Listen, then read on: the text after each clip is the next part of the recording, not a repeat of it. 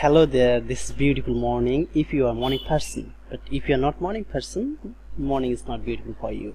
So in this video I'm gonna share some important things that can help you to pronounce the word and word to word very smartly. Okay, so let's see this. What is it?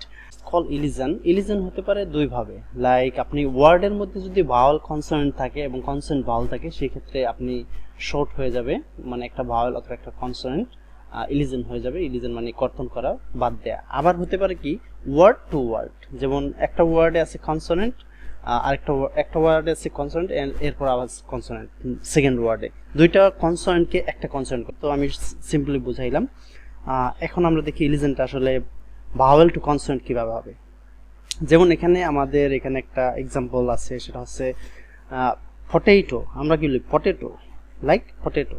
আর এটা আপনি যদি British সাউন্ডসে বলেন potato, আর এটা sounds ইলিজনটা কোথায় হয়, এখানে আ সাউন্ডটা চলে, পটেটো পটেটো, আ সাউন্ডটা আপনার শোনাই যাবে না, ঠিক আছে। Likewise tomato tomato tomato, okay. And then it's a banana. আমরা বলি banana. It's not banana, it's banana. বা এই আ সাউন্ডটা ইলিজন হচ্ছে banana। and আমরা যদি কনসোনেন্ট সাউন্ডে যাই, tonight not tonight, it's আ সাউন্ডটা এখান থেকে বাদ করে যাচ্ছে, tonight today likewise, ঠিক আছে।